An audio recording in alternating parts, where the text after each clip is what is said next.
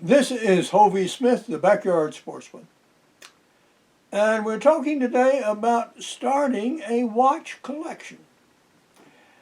I have just returned from the VA 2 days ago.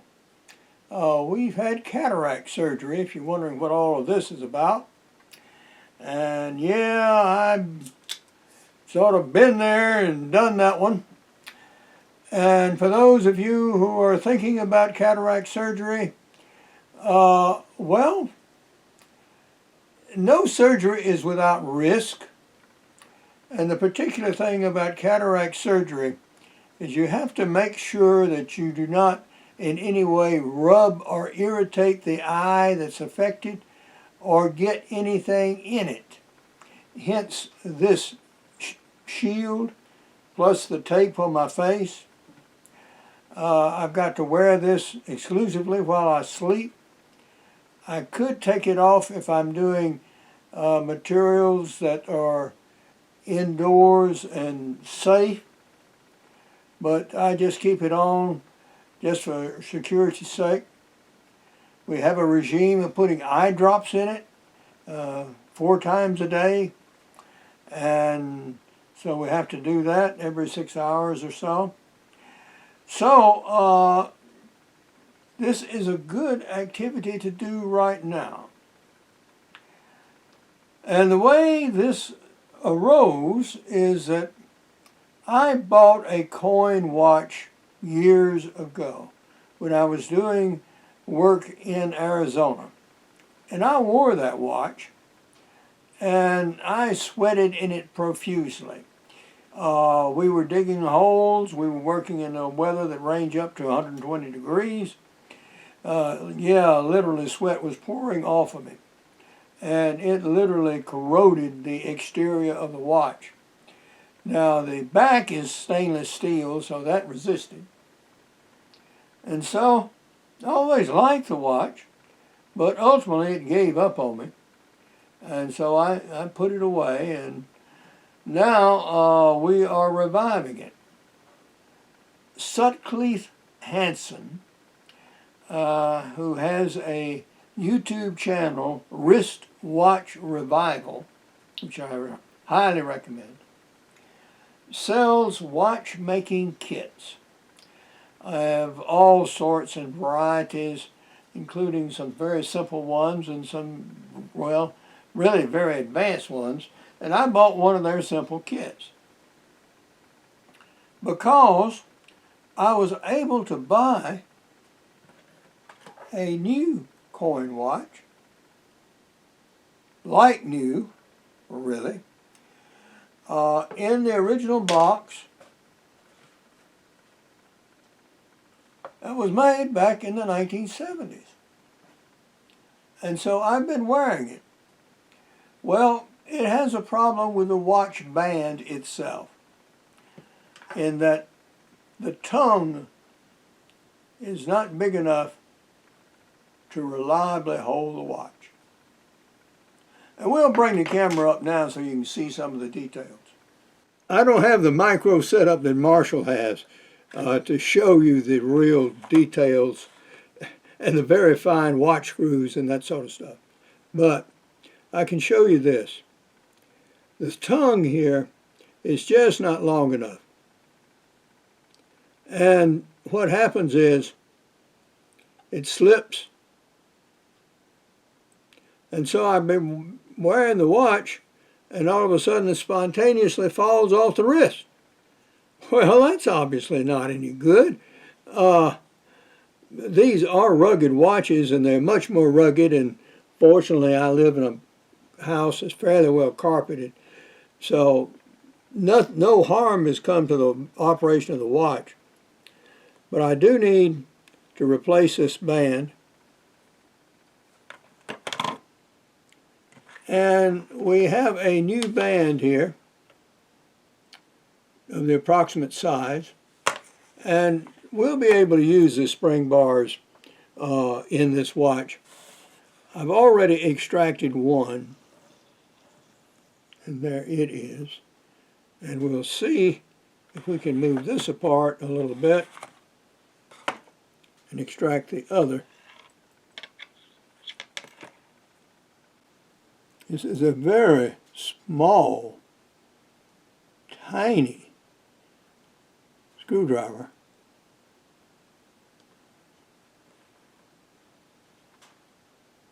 There we go. I think I got it. No, not quite. Well, maybe I'm just going to have to use another tool.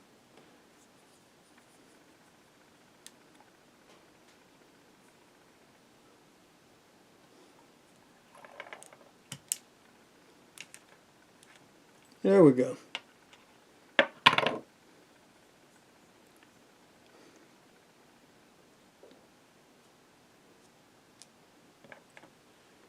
There. So the spring bars are out.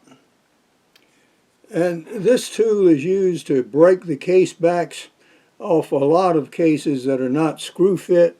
Some are, some are not. This particular watch does not happen to have one that way. But, okay, so we've got the bare watch done. Now we can choose our strap.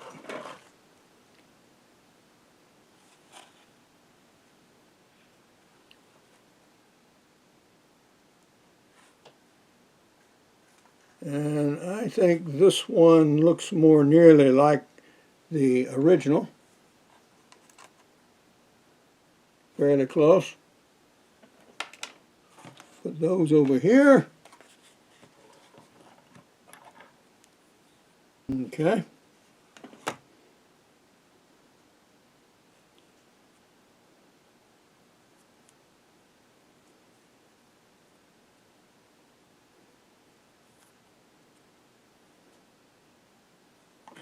Now these have spring bars with them.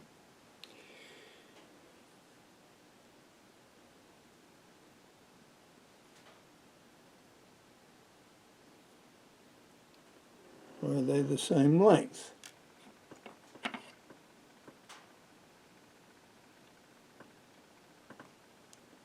Yes, they are. Okay. This will hold the watch more or less steady, or steadier than I can do it in the hand. This is just going to take some fiddling. You can see a very significant difference between the two cases.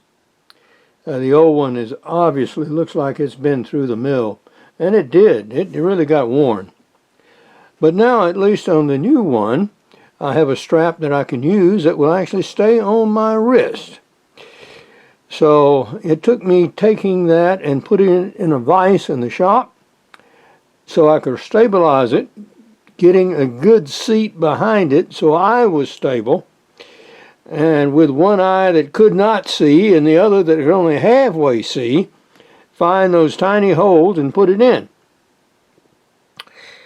I had eaten lunch and put drops in my eyes and rested, and on the second try with the new setup, blip blip, it went in like it should have. So we now have a good strap on that watch, and we can proceed.